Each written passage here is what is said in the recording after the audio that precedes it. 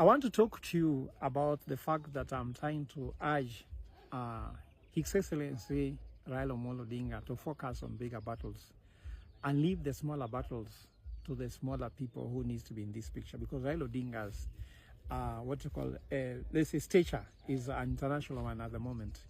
In fact, it's just beyond international. It's global stature. And as he seeks AUC seat, he needs to focus on bigger. But remember that Raila Odinga needs to unite the north of Sahara, south of Limpopo.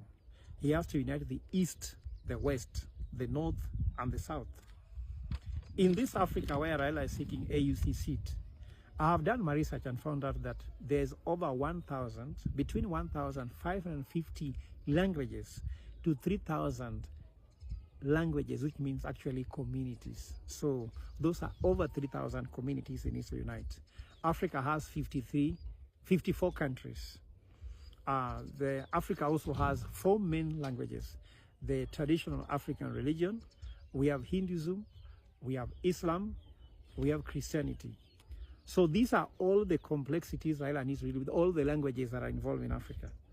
So if Raila Odinga wants to focus on settling the scores between Luo Council elders, which are feuding, that is between the Nyandiko, Ongadi, Ker, and Ker Odungiranda, because as far as I'm concerned, the court pronounced itself in Kisumu High Court that the legitimate Ker of the Luo community, who can file returns, who is legitimate, is Ker Nyandiko Ngadi, not Odungiranda. In fact, that's very clear, and I'm thinking that now Raila Odinga did not have to involve in those things, because I saw Raila Odinga saying that the council elders that are led by Nyandiko Ngadi are those people from South Nyanza. And you know, in Luo Nyanza, we have South Nyanza and Central Nyanza. And both Central Nyanza and Luo Nyanza are Luos. They came from South Sudan. They have their origin from there. And they come from the same ancestor called Ramogi Ajuang. And you cannot divide the ancestors of Ramogi Ajuang into South and Central. No, that one is completely unacceptable. Raila Odinga, as a man of his stature, should not focus on that battle. That's a small battle to fight, because you cannot bring together 3,000 communities if you cannot bring just one community together. I want to tell Raila Odinga, the people trying to misadvise him by entering this battle are the people who are afraid of him going to AU. They don't want him going because they want to hang on his court. They want him to fail. And Raila Odinga cannot afford to fail now, because then Luos will have a very bad voodoo. These things are saying Luos cannot be electable. I want to tell Raila Odinga that the fight between the 4 governors in Luo Nyanza should not be a fight that he needs to join. Let him focus on the bigger battle.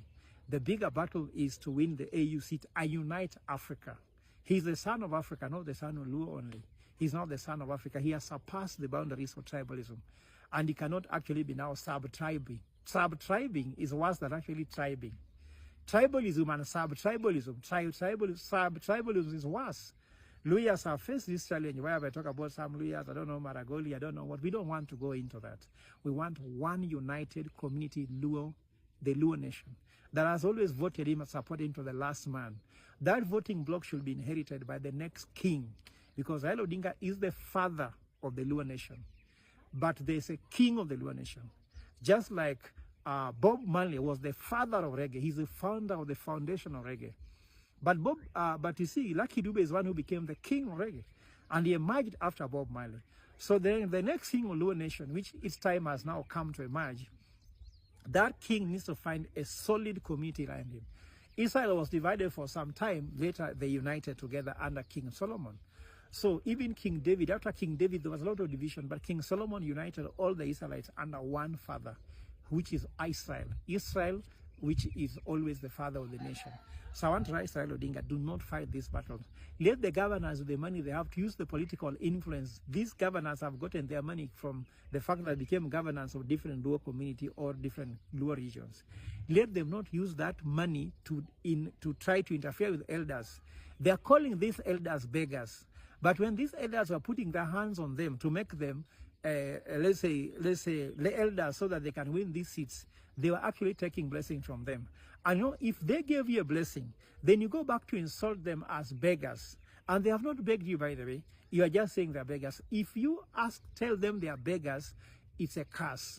A blessing not taken is a curse. That's why even in the Bible, When Israel was chosen by God as blessed people, they are to take the blessing and obey God and become one people under God.